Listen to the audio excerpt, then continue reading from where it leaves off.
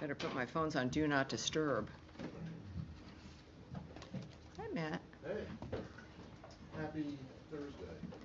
Happy 101st day. Okay. Happy May Day. Happy the beginning of the second 100 days.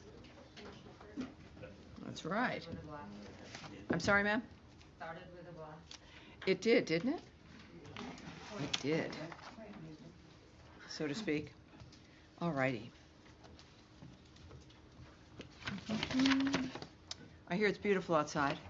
I wouldn't know. Well, you know, we could do these outside. You know, we could. As a matter of fact, we could. Don't tempt me. Lincoln Memorial's closed. It is, and then that beautiful garden atrium area that no one's in at the C Street entrance of this lovely building with a lovely statue. I'm recommending tables and umbrellas and chairs. The vitamin D. Be a lot of that. All right, you guys. So thank you all very much for being here. Happy May. May Day celebrated in a very different way in my world than the usual May Day. But yes, thank you everyone for being here. We do have an announcement here at the top as well. And let's get started, and then I'll be taking your questions. I won't answer all of them, but I'll be certainly taking them. We're going to try. We're going to try. That's always my effort. All righty. So as President Trump passes 100 days in office, he continues to deliver for the American people. President Trump has nominated, and the Senate has confirmed, more key foreign policy leadership positions in his first 100 days than during the same period of any of the last 4 administrations. On Tuesday, Tillman Fertitta has been confirmed by the Senate as our new ambassador designate to Italy and San Marino. Yesterday afternoon in the Oval Office, Secretary Rubio swore in Warren Stevens as the new U.S. ambassador to the United Kingdom. Thomas Barak also took the oath of office yesterday as the new U.S. ambassador to Turkey. And David Perdue took the oath of office yesterday as ambassador to the People's Republic of China. President Trump selected each of these talented individuals as his ambassadors to advance U.S. priorities in each of those countries. Yesterday, Treasury Secretary Bessent also announced the signing of a historic agreement to establish the U.S.-Ukraine Reconstruction Investment Fund. This economic partnership marks a significant milestone in U.S.-Ukraine relations. This initiative will attract private sector investment, create jobs, develop secure supply chains, and drive economic growth, providing a solid foundation for Ukraine's recovery from the war. President Trump envisioned this partnership between the American people and the Ukrainian people to show both sides' commitment to lasting peace and prosperity in Ukraine.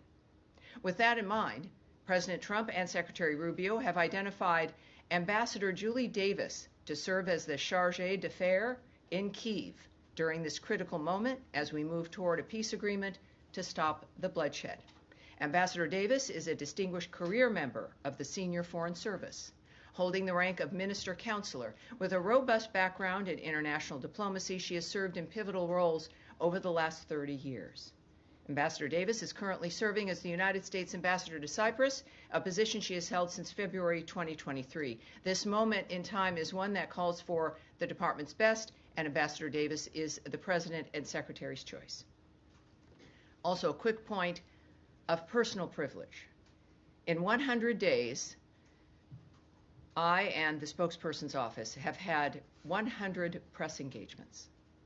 This is on top of the Secretary's unprecedented transparency in interviews, gaggles, and other press. The Trump administration is, as we now can tell, the most transparent administration in history. And this matters because it allows the American people to not just see what's going on, but which they of course deserve, but to be a genuine part of it. It's also a reminder to all of us who is in charge here. The American people tapped President Donald Trump to represent them in this historic endeavor. And with that, I will take as many of your questions as I possibly can. Yes. Do you want to do? Yeah, well, let's do it. We'll talk to Andrea Mitchell. Yes, ma'am. Would the Secretary consider a request from the President to replace Mike Wallace temporarily or in another fashion, if that is something that the President thinks would be good for the country? Is that something that the Secretary would consider? I'm not going to jump ahead of thinking what the Secretary might say or do in any context. What we do know is that the President is, in fact, the one who is running this country. It is his leadership and vision that has set the tone and the trajectory and the policy. He has put together a cabinet that understands and operates within a commitment to the nature of the President's vision. And we do know, of course, within all aspects of this, especially with foreign policy, there has been tremendous success in our foreign policy, and of course it continues.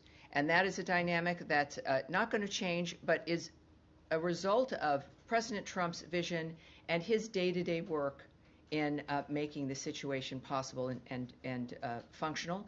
And of course, I would say certainly with what we've done in 100 days with getting people to the table, the nature of what is happening with the Houthis, the fact that Iran is at the table, it is a tremendously successful foreign policy, and whatever the president decides, it will be successful. Tammy, All right, sorry. now, so we've got a lot of activity down here in the first row. Let me just read Something that's just come out from the president. Yeah. So All right, great, terrific. the president has just written on Truth Social that Mike Waltz is going to become the new U.S. ambassador to the United Nations. Well, there you Therefore, go. No longer the National Security Advisor. Fabulous. And in addition to that, he says that in the interim, Secretary of State Marco Rubio will serve as National Security Advisor while continuing his strong leadership at the State Department. Do you know how long he's going to be serving in both roles? It is clear that I just heard this from you. This is the magic. Well, I have some insights as to the potential of certain things that might happen. But when the president, and this of course is all presidential decisions, right? So I'm with the State Department. It is, as I think would be clear to all of you, you don't want to get ahead of your skis in drawing conclusions or speculating about what may occur. And you can have a general sense of what's possible, and then you see that manifest usually. But I think the one thing I've learned is that things don't happen until the president says they're going to happen. So the fact that is, which was obviously Truth Social. Yeah, so that is the miracle of modern technology and the social media.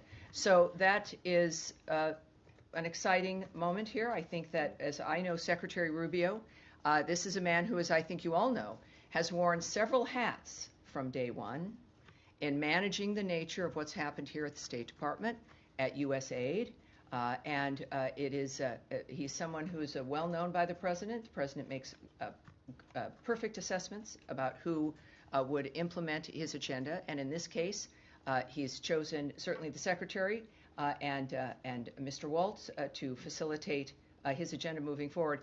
Not entirely surprising, I have to say, and good news for the American people. You said you had some insights that this might happen. Could you just elaborate I think on that a little bit? No, I can't. But thanks for asking. Do you have any how from the insights that you do have, knowing the secretary, Sure. and knowing this building, how do you see this working, and what advantages do you see with Secretary Rubio's experience in this new role? Well, and also his experience certainly in the Senate for so long. He knows everyone in the city. He knows how the city and how the departments, how the government works. He has a great connection, certainly as a senator, with his constituents here in this building, with the people who work in this building, and with the American people now as they get to know him. So his experience also, really, we've seen him be at the White House several times a week. His close working relationship day to day with the president happens for a reason, because they work well together. They clearly have been in an environment where they've gotten to know each other very well. And we've seen the secretary operate we have to admit, these last 100 days, it's like hanging on to a freaking bullet train. I mean, it is a fast dynamic with people who have a journey that is set with a goal that has been determined, and it's staffed with men and women who understand what the agenda is and how to get it done. Now, this is obviously the president knows everybody in his cabinet, and all those cabinet members have staffs. And every department has people that he gets to know and that make a difference in how the departments work. So when we think about how is Secretary Rubio going to do this, well, it's like, how does President Trump run the United States? You have people around you. It's not just you, right? These aren't single individuals working every day and you pulling the levers. It's about managing people. It's about assigning people to the right roles, as the president has just done. And if anybody can do it, certainly with the secretaries, I've gotten to know him, it will be Marco Rubio. So, Tammy, can we? All right, now, were you finished in the sense of? When you get through this, I did want to ask you about the hoodies, because Secretary Hegseth had a very sharply He did. So worded let's do this. Are you warning. going to continue on this line? No, We're going to move on. away from All right. So we've done 3 and 4, and I know. Look, this is and you are going to be all writing stories. I'm going to be fascinated to read. But I think that's pretty much as I can say about the nature of what's going to happen from this point forward today. And so let's go ahead with Andrea and see what else. The Houthis. Presumably, Deputy Secretary Lando would step up to the daily management here at State. Is this a temporary? The Secretary Rubio is a very involved, energetic man. Many of you have traveled with him. You see what he's capable of. The American people have seen it. And there's been no point where there is a question about whether or not he could do something or how is he going to manage it. So there's no question about that. But he's not a man who does things in a partial way. And he would not have accepted an assignment if he didn't think he could do it. And he's, of course, working both. With that said, I can tell you that the other leadership in this building, as a newbie to politics, are remarkable. And certainly Deputy Secretary Christopher Landau, never met him, never knew him, and he chairs certain meetings. You see him in the hallway. This is a man with an extraordinary experience, cares about the individual, has a terrific sense of humor, it asks all kinds of questions, and is one of the most transparent people I've met. He's also very, very good at his job with the diplomatic aspect and moving policy forward. He's a remarkable person. And I think you will, whatever had happened today, you would see more of him. And there's dozens of people in a framework of leadership in this building that have made me comfortable to accept this job, to be in this job, to speak to you in this manner. And the Deputy Secretary is one of them, but there are dozens of others as well who Do you see this I have as faith a in. Kissinger model, who is the only other president that I know of who has done both the State Department and... Well, I guess we're going to have another one. All righty. Now, Matt, let's go. No, wait. Just you might- let them go. Oh, Because I don't. You're not having anything to say. Based on the insight that you have, do you have any indication when Secretary would have received the call from the president this morning, last night? Anything? no, I can't reveal the nature of the details of any exchanges like that.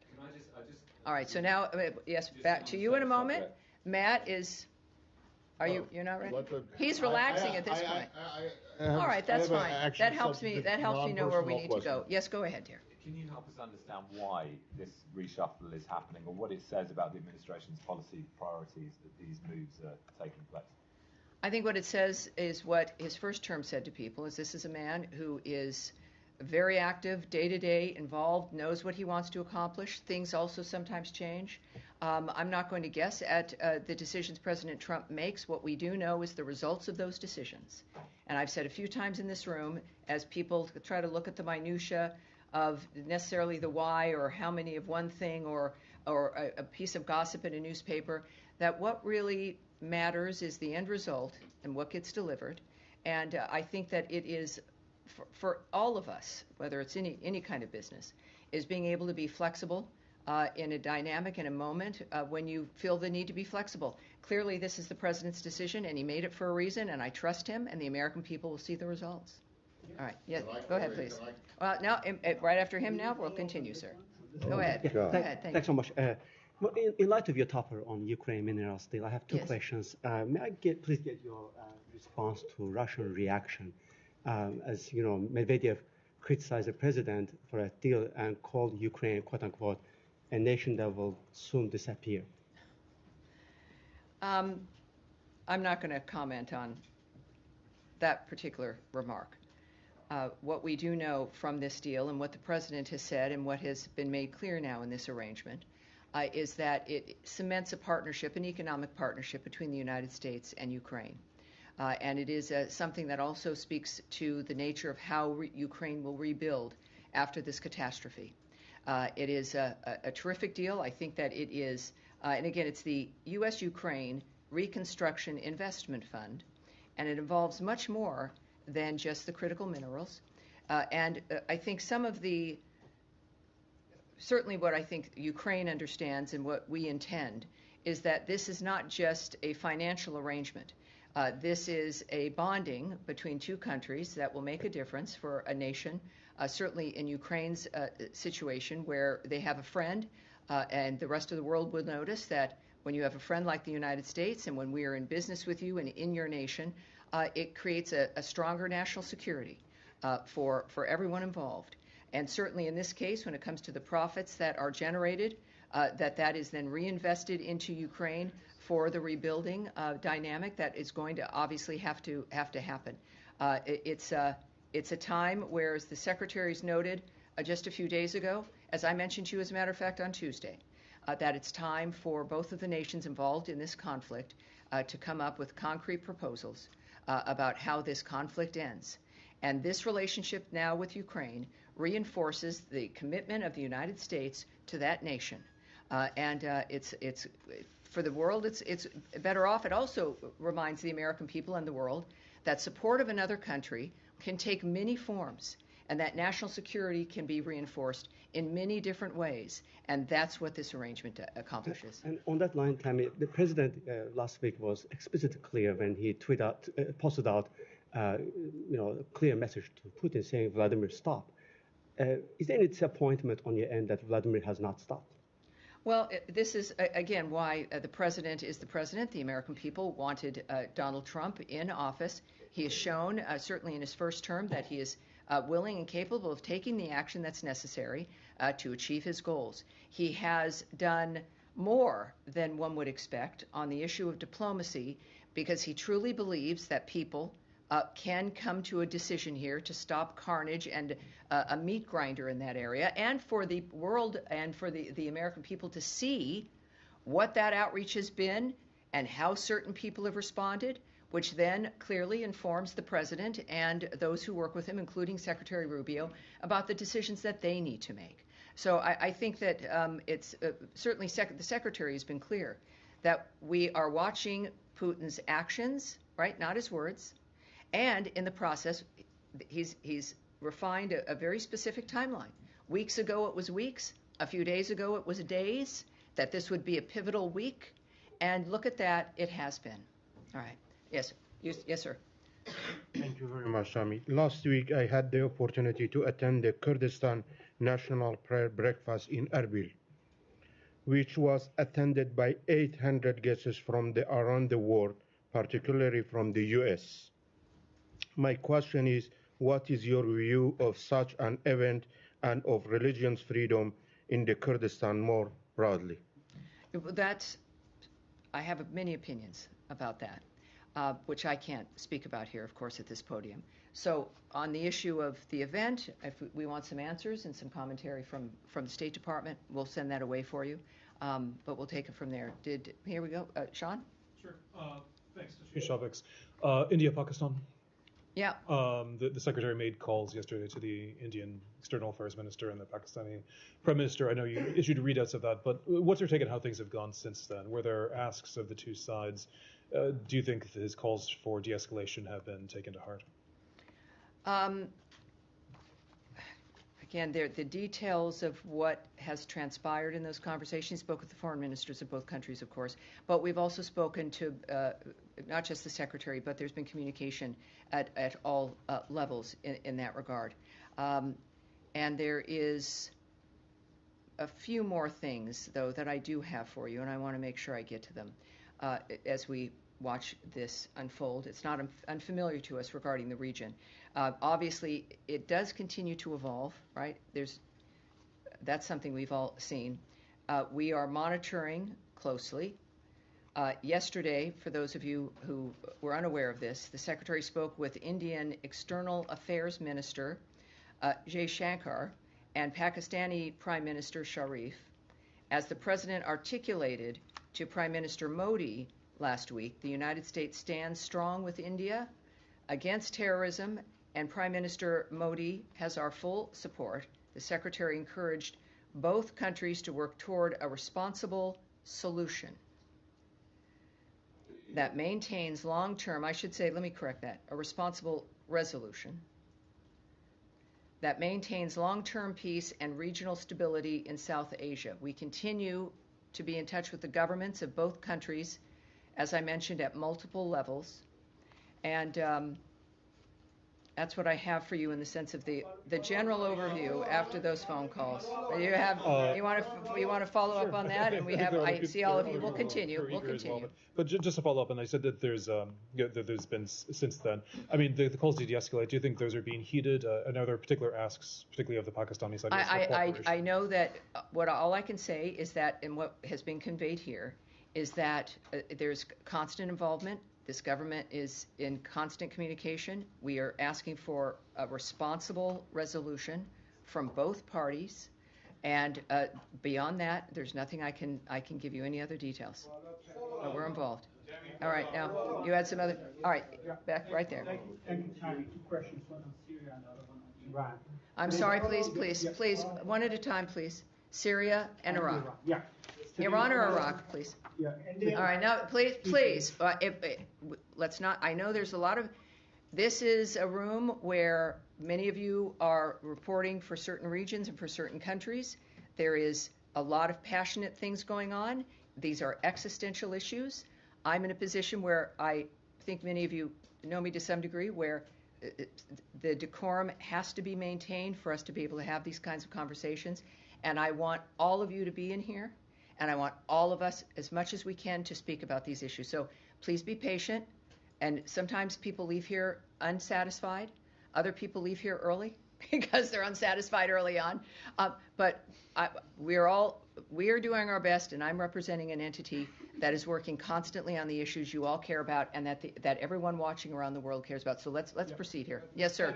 Now, let's not continue with the interruptions.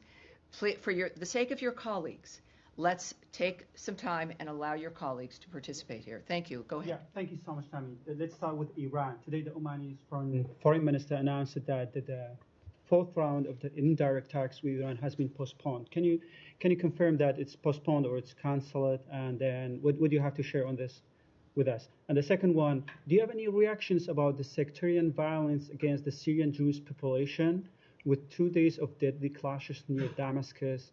Has left over 100. I can speak to both of those. This is what I can say about Iran, is that the United States was never confirmed to be participating in a fourth round of talks with Iran, which people had believed were Saturday in Rome, despite what there had been some reports. The timing and the venue had yet to be confirmed. I think, again, I would say this is a fluid situation, and I'm obviously saying things to you that are somewhat indistinct, but we expect another round of talks that will take place in the near future. So those details, that's what I have here, that's what I can tell you. And we aren't, though, going, of course, as you might imagine, going to get into the details of any of the negotiations themselves. And that was about, of course, the sectarian violence in Syria. Yes. So let's get to this here. As we always are in these regions, we're closely monitoring, so we're aware of this, to say the least, including the recent violence against members of the Druze community, so that we are watching that for sure. We urge the interim authorities to hold perpetrators of violence and civilian harm accountable for their actions and ensure the security of all Syrians, every single one of them. And it is, that's all I can say. That's all I can say on that. All right. All right, Thank all right, go. Yes, sir. Thank you, Tammy. Two questions for you. Number one, Trump administration, first term and second term, is a foundational part of foreign policy. We'll talk to anybody, whether inviting the Taliban to Camp David or King Jong-un or Putin or whoever. It's no secret the Syrians are here in the States for talks with a lot of people. Why is the Trump admin kind of tiptoeing around the subject of meeting with the Syrians this week? I don't think it's about tiptoeing. I think it's about what's appropriate. I can tell you that Department of State officials met on April 29th with the Syrian interim authorities in New York. But just like any meeting with anyone, we're not going to tell you the details of that. As a general matter, some of you might not know, but we don't comment on private diplomatic conversations. That would kind of ruin the point of them. We continue, though, we can tell you, to urge the interim authorities to choose policies that reinforce stability for Syria's citizens, assure peace with Syria's neighbors, develop Syria's economy, and result in good faith cooperation with the international community. And any future normalization of relations or lifting of sanctions, as an example, which we are asked a lot at this podium, will depend on the interim authorities' actions and positive response to the specific confidence-building measures we have communicated. And those are that they should fully renounce and suppress terrorism, exclude and remove foreign terrorist fighters from any official roles, prevent Iran and its proxies from exploiting Syrian territory, continue taking steps to verifiably destroy Assad's chemical weapons, assist in the recovery of U.S. and other citizens who have been disappeared in Syria, and ensure the security and freedoms of Syria's religious and ethnic minorities. I appreciate you That's it. confirming the meeting. Thank you. Yes. Thank you, Tammy. I actually have a follow-up on that. So Okay. those were the demands that U.S. basically sent to the Syrian interim authorities. And then they sent back in writing a response saying, we have done some of these things and then we're working on other things. So what is the U.S. assessment at the moment on Syrian interim authorities' progress? And was there any, because they want a clear roadmap for permanent sanctions relief. Was that somehow like discussed in that meeting? And did you guys give them a clear timeline on when that would happen? Obviously, I can't tell you that, but you got to ask. I understand that. Look, I think we can all determine what the framework is and if it has been met when there's action. So I don't want to. I can't say what I was just going to say. Because it was, no, I know I could, but I won't. I shouldn't. So there's things you can do, and then there's things you should do. So it does sound but like no. the U.S. is not that satisfied Do what not they've done. draw conclusions, Okay. which sometimes people tend to do. My point is that if you're wondering, when our requirements, of which I've detailed some of, are met, you will see action from this government. If there is no action from this government, we would have to presume that that certain things haven't been met yet. As far as to what was discussed in New York, that can't be discussed. I certainly have not been told what the details are of that particular meeting, and if I was, even though you're wonderful, I would not share it with you. I'm sorry. All right. Yes, sir. Yes, sir. Yes. No. Fair, but yes, in the white shirt. Yes, sir. I'll move to Gaza if you don't mind. Of course, please, sure, certainly. For 2 months now, there have been a blockade of Gaza, that no aid is coming in from the Israelis. There is so many reasons for that, I understand. But the president a few days ago said that food and medicine should enter Gaza. Yes, he did. He said more than that, even. Yeah. But the Israelis are not, doesn't seem that they are listening yet. I mean, food is still not there. There is a lot of signs inside Gaza, according to a lot of international organizations, a sign of famine growing in Gaza. Fear of famine is growing in Gaza. What the administration is doing more to push or pressure the Israelis to allow? Obviously, at this point, we've, as I've noted, we've always we have a policy. We want the aid to resume. We want humanitarian supplies and assistance to resume, as long as it can be safely moved in and there's no looting and if people aren't getting mugged and it's not being stolen. And I mean, there are some standards about when you're going to send somebody into essentially a war zone. And I don't think that's a very high bar. At the same time, what are we doing? Well, the President of the United States is engaging in this as well. We have wonderful envoys, people who have changed the world and saved people's lives and get the impossible done.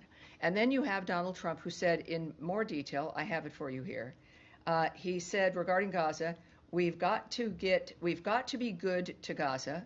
These people are suffering. There is a very big need for medicine, food, and we are taking care of it. How that is manifesting, and we talked about this a little bit on Tuesday, I can't give you those details. But when the President of the United States is describing and effectively announcing that action is being taken, and especially this president, you know that is happening. The details of which I can't share with you. I know that, of course, we stand with Israel. They are one of our greatest allies.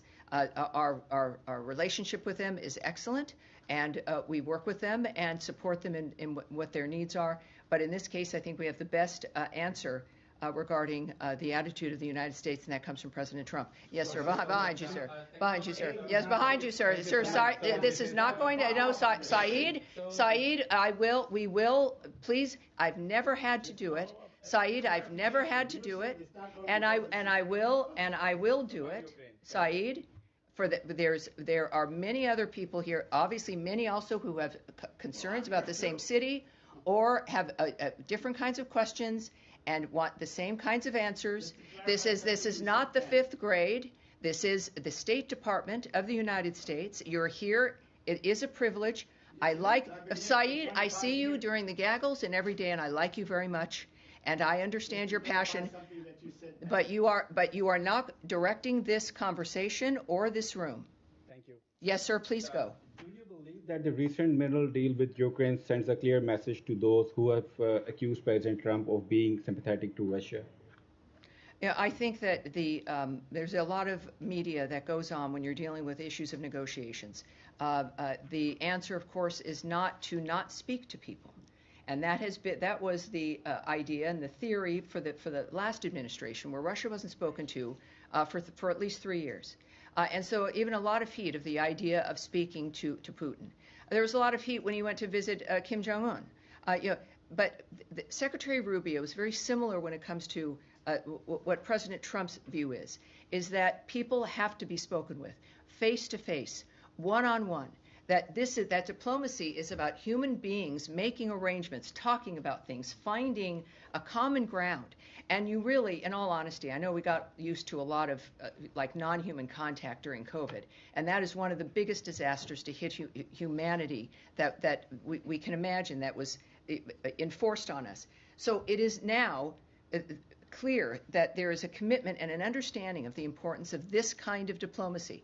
So I'm not going to guess at the nature of what President Trump and Putin might discuss. I do know that President Trump is doing it for a reason, and that is to accomplish an end to bloodshed and massacres. When you think about it, it's something that has to happen. That is what has always driven him. And with Ukraine, the same situation. You have the president of that country in your house in the Oval Office. You're supposed to have signed this deal that day when President Zelensky decided that was just not going to happen, I guess. And yet it didn't end the relationship. They meet in Rome. They sit down with each other. And then this happens again. We know this is important to all of us and to those men and the women as well involved in these negotiations. But it is something that is with a goal to solve something. And I don't think we should look at the minerals deal as a statement about Russia, or if you talk to Putin on the phone, it's not a statement about something else. Trump has been very clear about his mission, and that is how we should look at through that lens. All right, yes, Andrea, again. Just a quick follow-up on that. The president did indicate on his way back from the Vatican that he would consider secondary sanctions if Russia kept bombing. He did. Russia has kept bombing, hasn't agreed to the ceasefire, and he's now apparently agreed to secondary sanctions on Iran, on people who do oil business with Iran. Mm-hmm. Is he considering secondary sanctions on Russia? Well, we know, again, that he's stated his willingness to do that, about the nature of, clearly we're not removing any sanctions that currently exist. The president wants, in every action that we've taken as a nation, to do it diplomatically. That he clearly, because of the commitment to it. And yet, he knows also that there's another part of the world, a whole globe, that needs some attention. And the secretary has also made it very clear that while our style will change, the methodology of how we contribute to this will change, in that we will not be the mediators. That is what I mentioned on Tuesday, and the nature of how this would change is we certainly were still committed to it and will help and do what we can, but we are not going to fly around the world at the drop of a hat to mediate meetings, that it is now between the two parties, and now is the time that they need to present and develop concrete ideas about how this conflict is going to end. It's going to be up to them. Yes, Eric. Eric? Yes, excuse me. Yes, Tammy, thank you. I wanted to ask, so many times in here we're asking about the day-to-day things, but since we just passed 100 days of the administration, if you could describe kind of writ large what you think the biggest accomplishments of the administration have been on the Russia and Israel fronts, and also what you see as the biggest challenges at this point. Well, I think it's very simple. It's the fact that the parties are talking. In every single dynamic, the parties are talking. And that is an accomplishment no one else has been able to do.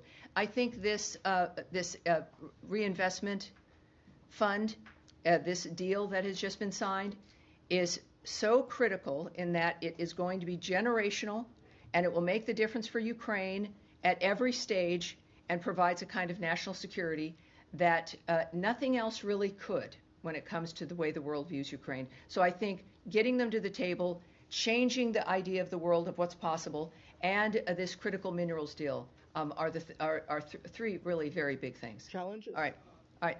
Saeed, would you like to say something, sir? Thanks for your patience. Thank you very kindly. I just wanted to follow up yes, sir. For you to clarify. Yes, sir. You said that aid was not going in because of security issues. No, I said that we want the aid to go in and support humanitarian aid, right, as long as there are guarantees regarding looting and safety and all. I think that's reasonable. Okay, yeah, I understand. I just want you to confirm that that is the reason. Well, I'm not saying, no, I'm describing our standard. Right. I'm not giving you a reason for something, right, because sir. you know, in the past, when the war was full scale, let's say before the ceasefire, aid was still going in, and security was provided for the aid to be distributed properly and so on. So there is basically, like a pattern for that. There's ways. For that. Yeah, yes. That's all I wanted. I'm sorry if I seem to. Well, no, I appreciate that. Thank you. Yeah. But it's important to know that I will manage the room. Yes, absolutely. In any way that I need to, and I really don't break my heart for needing to do it in a way that I'd prefer not to.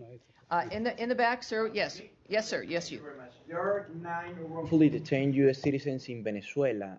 Their families are asking for engagement, or at least that the administration do something to get them back. Is it true that Special Envoy Claver Caroni is engaging directly with the Maduro regime for some kind of exchange, maybe Venezuelans in El Salvador for these 9 U.S. citizens, or what is the engagement? Well, I cannot speak on any alleged or real diplomatic efforts of what's happening, and certainly not just that situation, but any other situation either. Yes, dear.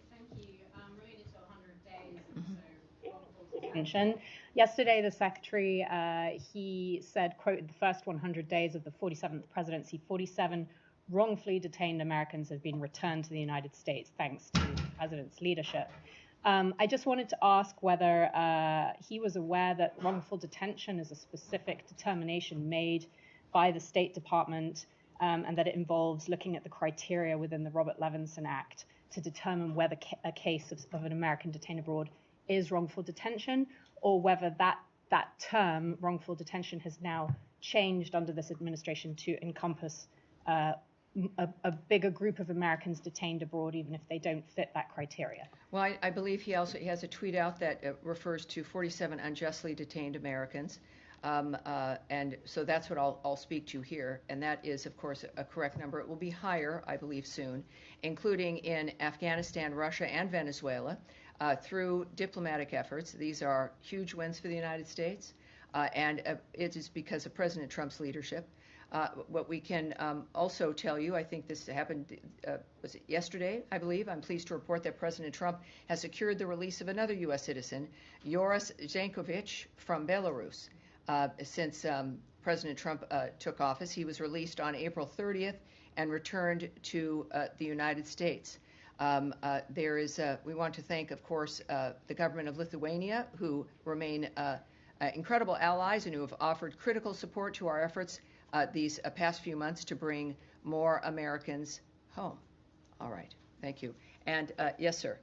A follow-up on Iran. The Iranian foreign minister just tweeted that together with the Omani and U.S. interlocutors, we have decided to postpone the fourth round of talks for logistical and technical reasons. Can you confirm that the reason was logistical? Well, I can't confirm the details, or nor would I speak to what someone in Iran might tweet, no matter their position. But again, I said earlier, and I'll repeat it, that the United States was never confirmed to participate in a fourth round of talks anywhere. The timing and venue, there could be one in that it would take place in the near future, but we won't discuss the where or the when. So it's what the Russians would say, or what the Iranians might say, or anyone who would tweet is, of course, not something I can speak to. But I can tell you that from what our people say and what our envoy says, is that I guess something would take place in the near future, and as soon as we have those details, we'll let you know. And it's a very big day. That is going to be it for me. Thank you, everyone. It's a beautiful day outside, and thank you. It got very saucy in here, and I want to thank everyone for caring about their region and their issues, and I appreciate everyone behaving as much as they possibly could. Thank you.